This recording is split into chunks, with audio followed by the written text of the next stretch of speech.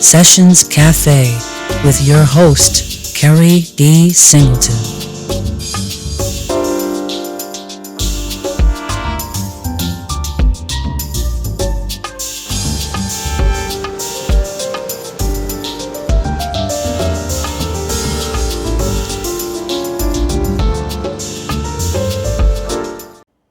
Ladies and gentlemen, welcome to Sessions Cafe. I'm your host, Keri D. Singleton, and today I'm honored to welcome Karen Lee Ghin, one of my dearest friends in the world.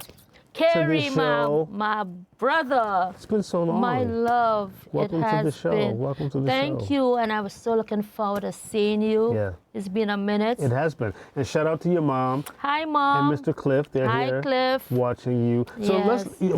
we have so much to discuss. Let's get right into it. I know you hail from Queens. Yes, sir. One of my most beloved boroughs. But you were born in Trinidad too. So your mom was born in Hong Kong. Yes. And your dad is Trinidadian, okay, yes. Okay. What was it like growing up in the beautiful island country of Trinidad and Tobago? Growing up in Trinidad was wonderful, in a sense, but it had its good and its bad. Talk to me about that. The bad was I'm Asian, I'm Chinese. So we also have the racism, the culture. Yeah. It was very difficult to intertwine because my mom came straight from Hong Kong. Right. So she couldn't speak English. Okay. And of course, I had a mama who's African Trinidadian. Okay. So I grew up with the African Trinidadian side of it. Got so that's you. why I never learned the language. Right. And going up to island Trinidad, yes, we have the community. Let's raise a child together in community, but now it's totally different. Right. But I think I got my culture, my diversity, not so much from my mother's side, more from the Trinidadian side. Okay. That's why my love so is here. Where it relates to food, because we're going to talk about that later in the episode. I know you know how to make some food, which is how we met. Do you lean towards Trinidadian Caribbean flavors, or do you lean towards Asian infused flavors when you prepare healthy foods? I lean on both sides. Okay. Because the Trinidadian side, we got the natural herbs, like the thyme and the natural herbs. Yes. On the Chinese side, we also got the natural way of the vegetables and stuff. The vegetables, yeah. My mother, we came from Chinese restaurant, Trini style, in the Caribbean. My mother and father had owned business. Wow. So I grew up in that setting. Right. And then I grew up also on the Trini side. So in my restaurant, as you came many times, Yes. we intertwined both. Oh, so delicious. So that's why people were like a little confused. Yeah. But my restaurant was not about the food; it was more about the community. Yeah, and the interaction of the guests and the centered kids, around health. yes, and the children and stuff. So when did you move to the United States? What year did you move to the United States from Trinidad? We left Trinidad because in July 27, 1990, we had a coup attempt. Oh, wow. So my mother had to leave Trinidad for our family safety. Oh, wow. Okay. So my mom came with $250 in her pocket. Wow. With a bag of hopes and dreams. And how many brothers and sisters do you have? I have two brothers. One is deceased now. I have two brothers and myself. I was the elder sister. Okay, so all of you came up from Trinidad to the United States. Where did you land when you first came? What was your first experience with the United States? What was your landing point? Well, actually, New York was one of my first stopping ground. I lived when I was 14. I was in Worcester, Massachusetts. Okay. So remember, we had a history with Mass. Right. That love-hate relationship with Mass. Yeah. And me coming, but it was not my first time coming to the States to live. Oh, it was not? No, it was not. Okay. But I came, with my family orientation, I came with my mom, my dad, my brothers. Okay. When I came before, I was living with my uncle. Okay. So, but before we get into that, because you also lived in Hong Kong. Yes, I lived in Hong Kong. And that was before you came to the U.S. Yes. So let's talk about that. You went from Trinidad to Southeast Asia. What was that cultural change like for you? Because even though your mom is from Hong Kong, you're not. No. So when you came from the Caribbean to Asia, what was that change like for you? What was that cultural difference like for you? How was you treated? It was totally different because you read from my bio why I was sent there. Yeah. Where every teenager go through that kind of pass in their life. Well, no, explain to me what you mean. What I mean is that at that age, my parents are traditional Chinese parents. Right. And I didn't grow up with the traditional Chinese parents. Correct. I wanted to be more cultural Western. Right.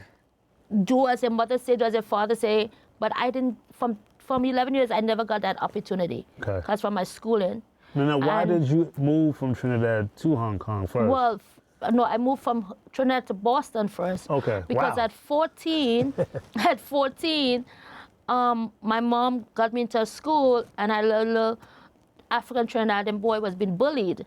Okay. So I stood up to defend him, and I got expelled from school. Okay, wow. So I had no school, and my mother put me in beauty school, Hazel Beauty Academy in Trinidad, and Miss Hazel said, Karen got talent. So my mom sent me to my uncle in Boston to go to school in Boston, Uncle Sammy, and I stayed with him in Worcester, Massachusetts. And then you went to Hong Kong. Then I went back to Trinidad. Okay, then you went back. And then I went back. Keep focused, yes, yeah. I went back to Trinidad, and then from Trinidad, you know, I was doing the streets, you know. Okay. As a teenager, what every teenager does, running the streets, doing what we wanted to do. Okay. And coming from parents where my father was very societal and my mother had a business and everything, I didn't fit that mold. that mold. Okay. And I got myself into some problems in that mold, like most teenagers. Yeah. That's why I understand the kids myself. The kids I have, I understand because I was one of them. Right, and then you got sent to Hong Kong. And I got sent to Hong Kong. My mother and them sent me to Hong Kong. Okay. My father was like, you ain't going back to the States. No, you're going to have your own Bruce Lee movie. And so now that we're in Hong Kong. Yes. And how old were you? I was 17 years old. What was that experience like, being from Trinidad, having lived in the United States, and now living in Hong Kong? What was that experience like for you? It was traumatic in a sense that leaving English speaking away from your family and your friends to go to a whole new culture. You don't speak the language. You see in Sesame Street, you're going Chong Fong Young, and you just you see the Asian, the culture. I live with my grandparents. You lived with your mother's parents in Hong Kong. Okay. And it was not. I can eat with chopsticks. They know how to eat with chopsticks. Yeah. My grandfather Gung Gung, he is the one who, with my aunts and my uncles, they gave me that Bruce Lee moment. I had to learn to eat with chopsticks. My grandfather's like, no, you know, eat, no chopsticks. Yeah. So I had to go into alternate training. They would send me to school to learn the Chinese so that eventually I could speak some Cantonese. Okay. So I lived there for 2 years, and it was so traumatizing because you have to adapt. Okay. Just think about it, that it's like a whole new world. Whole new world. Yeah, and that you know nothing about. Nothing about. Yeah. It's scary. And I'm also assuming at the end of the day you missed your brothers. Yes, I miss my siblings, my friends, my mama, my parents. I miss them. Yeah. So when I left Hong Kong, I went back to Trinidad. Okay. And when I went back there, my mother still wanted me to go back to get an education. Okay. So she got me into a school, St. James Secondary, and I did 1 semester there, and I did my exams, leaving school exams. And then I worked and helped we had business and stuff. And this is back in Trinidad? Yep. Okay. And then the coup came, and then we had to flee.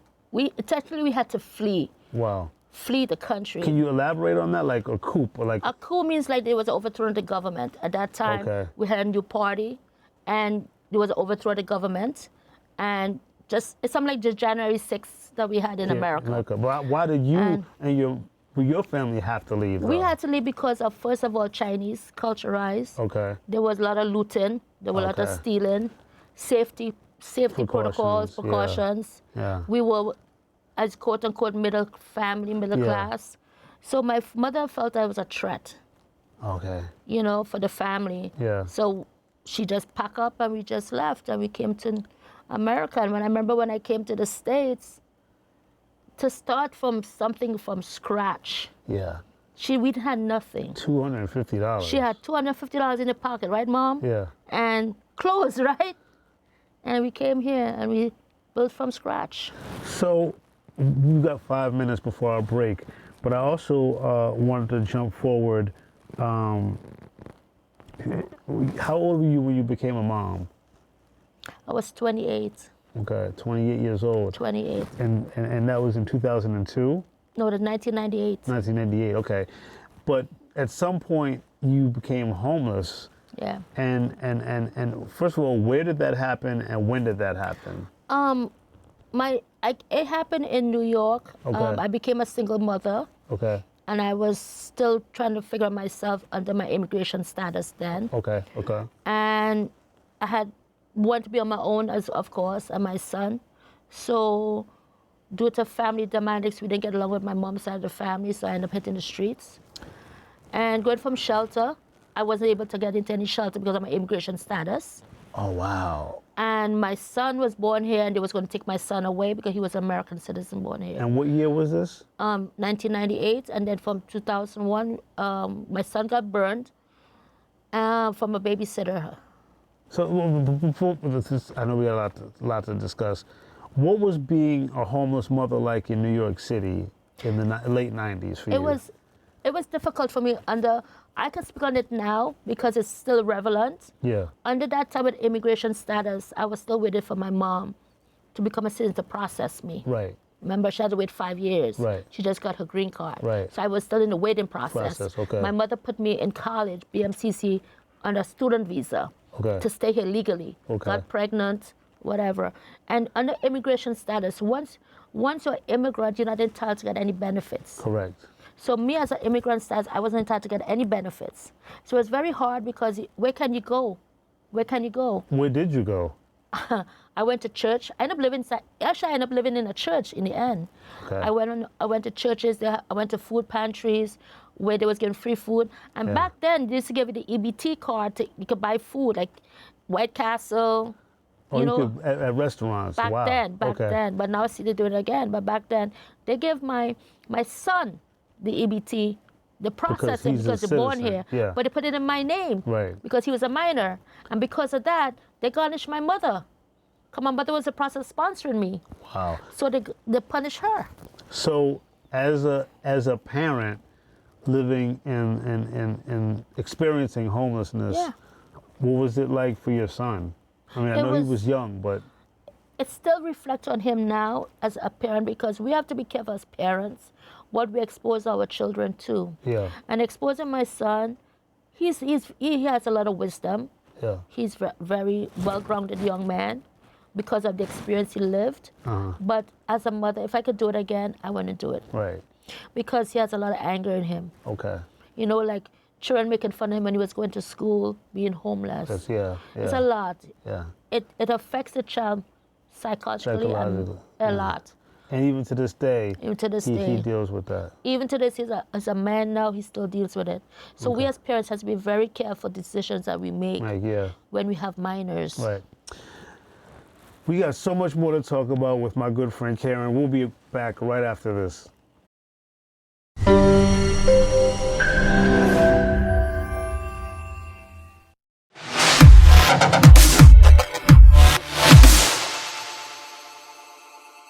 And we're here with Karen Lee Ghin. Wow, what a story. And so moving forward, let's talk about your work with concerned parents of children with special needs, which you've been working with them since 2005. That's your organization. Actually, no. Concerned Parents with Special Needs was with Miss Virginia Brown, the late Virginia Brown. Okay. Beautiful lady. She was doing a lot of community work in South Jamaica, Queens. And I met her through a very good friend, Tyra Emerson, of course, you know. Beautiful lady as well, CCJ. Yeah. Love her to death. She does a lot for the community.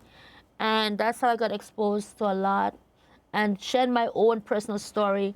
And with her and my son with special needs, my heart fell with Miss Virginia Brown. Yeah. And I started working with her and tried to expand her organization to many. Yes. Beautiful lady.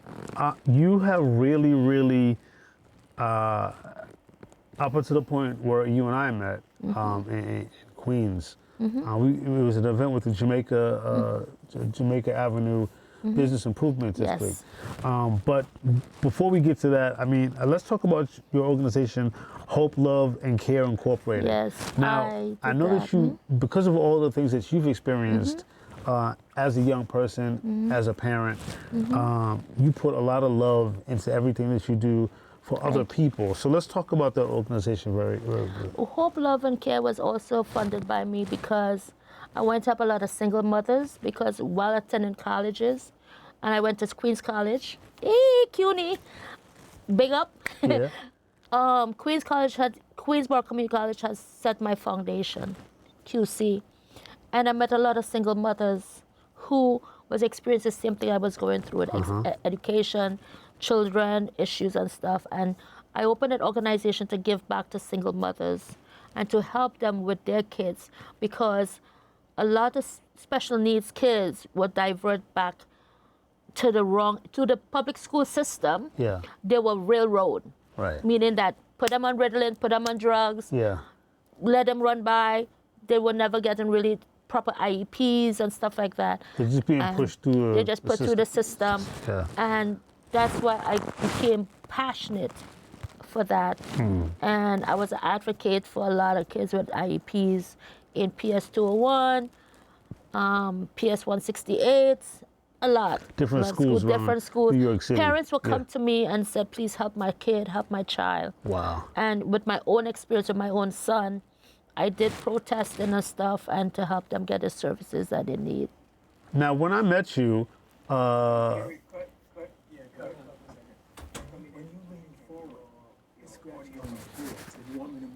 okay, yeah, please. So where do we leave off at? But I don't remember what I just asked her. But hope, Love, and Care. We were finished with that. We finished with that. Yeah. Okay. We're good? Yeah. Okay.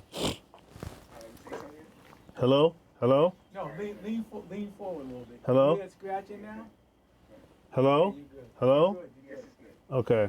All right. 5, 4, I'm going to start with fresh and healthy. 1, go. So when I met you in Jamaica, Queens, I was working with the Jamaica Business Improvement District. They had an event, a glorious event. And you showed up as the caterer. Yes. And the food was ridiculous, but ridiculous in a good way. It was awesome that you catered for the event. But I remember the focus being that everything that you had created, or cooked, I should say, or prepared, was very healthy. And at that time of my life, I really was concerned about some issues that I was having, particularly with diabetes and high blood pressure. So I approached you, and we just hit it off. We became brother and sister of the year. But it was based on my concern for my health and your concern for the health of other people. So let's talk about that. Fresh and healthy. What was that delicious concoction of food from your restaurant, which was on Jamaica Avenue? Right. Where did that love come from? Actually, we got to give praise to Valerie Stevens. Valerie Stevens, my baby. Yes. She introduced both of us. She done a lot for South Jamaica, Queens, and Jamaica, but she's a wonderful. Yes. So because of Valerie, we got connected. That's correct. Yeah. So we got to give her thanks. Absolutely. Shout out to Valerie. Shout out to Valerie. But Fresh and Healthy came as I'm a dietitian. I'm a life coach. That's right. And through right now with FNX, I was speaking about that. A lot of African Americans, that was my passion, to see that in our community that didn't have nothing healthy and affordable. That's correct. That's true. Because I was the cheapest. I was the most affordable in South Jamaica, Queens. Yeah. Because it wasn't about the money. Right. And we're talking about your restaurant. Yes. Yes. It wasn't about the money. What are some of the things that you served at Fresh and Healthy? I remember being there, and a lot of the customers were referred by other people. Yeah. A lot of people coming in from dialysis, cancer patients. Correct. And I used to get them the Seymours. And those smoothies. And oh the my smoothies God. and the healthy fish, the healthy food. Yeah. Because food is love. Yes. You could give whatever you want, but if you don't have love, it's not going to work. Absolutely. And also, I did Fresh and Healthy Breath really from the kids. Right. Because remember, I used to take these hard risk kids. Right. And I want them to get off the street from McDonald's and stuff. Right. And I said to my husband, what are we going to do? And he said, Karen, open a restaurant. You met some of my crazy kids coming in there. Actually, they all graduate. Yeah. Some of them become EMTs. Beautiful. Some of them became nurses. Yeah. Some of them can become police officers. Right. DAs. All the kids came out great from Fresh and Healthy. That it was really to build a foundation for the children, a place that they can go to after school. Right. And that is what I did. And also, as it became a community base, that getting back to everything that I've done in my past, I opened babysitting there. Mothers working, they want to bring the kids downstairs. They sit there. They know my mom. Everybody asks for my mom. They don't ask for me. Right, I know. My mom will give the kids smoothies, and they sit there do their homework. Well, I was also a tutor at CUNY, so I was tutoring the kids.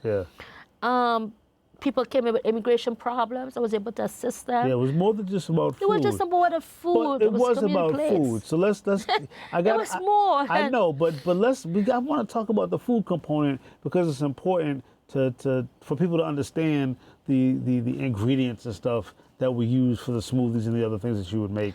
Now, let's talk. I used to come all the way from Staten Island to Queens, a good 20 plus miles, just to get your smoothies. Now, what were some of the smoothies ingredients?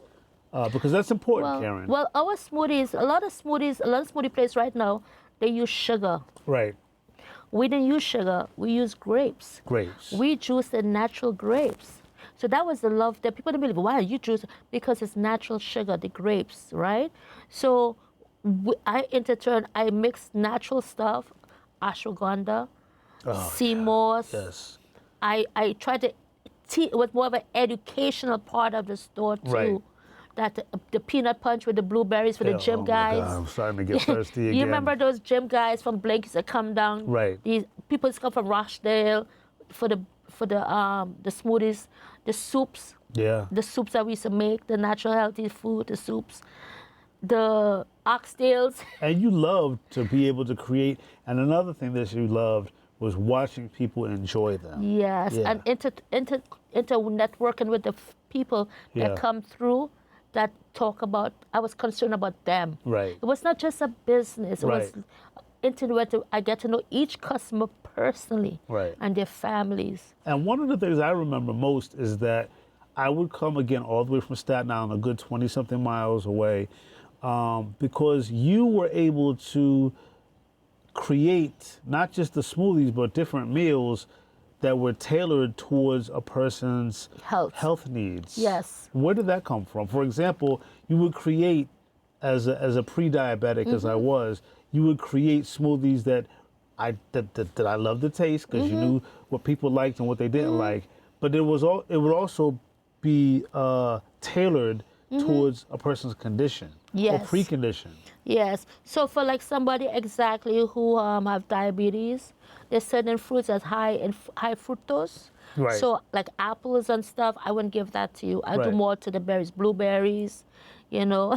Right. The blueberry smoothie, blackberry smoothie, I give you them. You had loved my mixed berry smoothies. I love. Oh my God. Yes. So and instead of using sometimes milk because people have lactate problems, I will use the teas, the green tea, the hibiscus tea, freshly made, you know. So I will use the teas and intertwine all those things with you. And also remember I had the vitamins. Right. Yes. And I was teaching the people what each vitamin is about. Right. You don't just swallow vitamins. Don't take exactly. I said tell them what vitamin D was good for because doctors tend to like to write a prescription and say, here, take this. Take this. Right. You know, and your body don't need it. Yeah. So you always were able to give me, like you would come to the radio show when I had the Keri's Corner radio show running.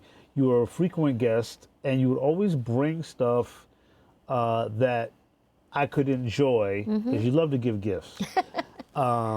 It's one thing I was raised by my mom right here. When somebody invites you to their house, You always bring something with your hand. Yeah. It's called gratitude. Yes. Like I did. So you actually brought something today. Yes. What's in the box? What can I look forward to? This is the Chinese pastries. Okay. Chinese people, we eat very healthy. Okay, yes. But we don't eat too much sugar. Okay. So this is a nice little pastry place that my belated brother loved. Like he was a doctor as well. Right. And right there you got some pecan tarts. Oh my God. You got some coconut bread. And I'm not sharing, just so that... No, it's the share. It's the share. Yeah. And I bought other pastries and stuff for you. Low sugar.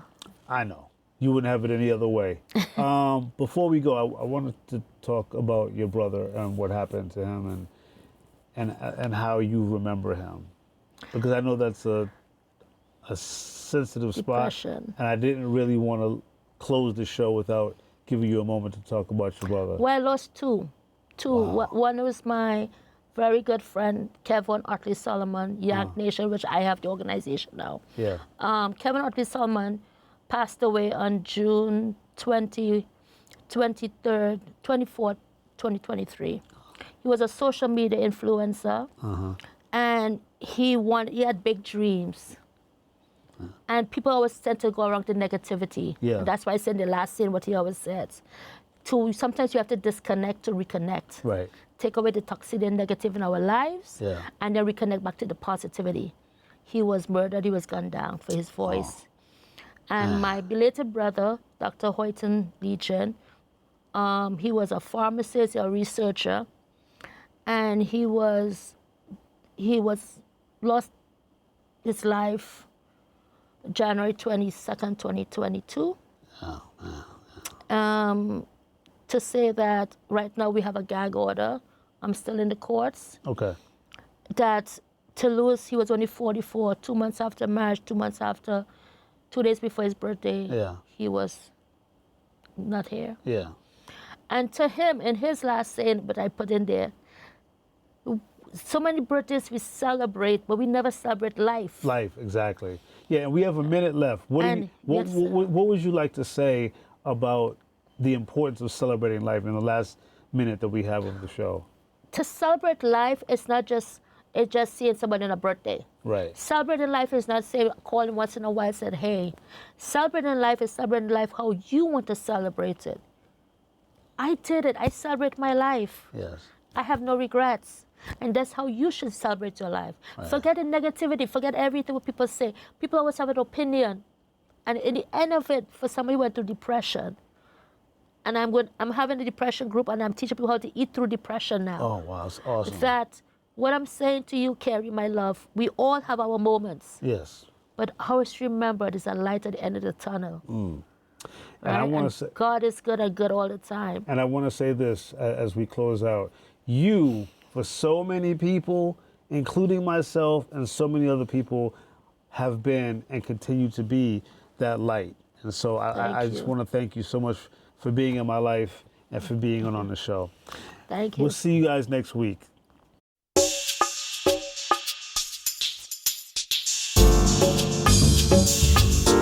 Sessions Cafe with your host, Keri D. Singleton.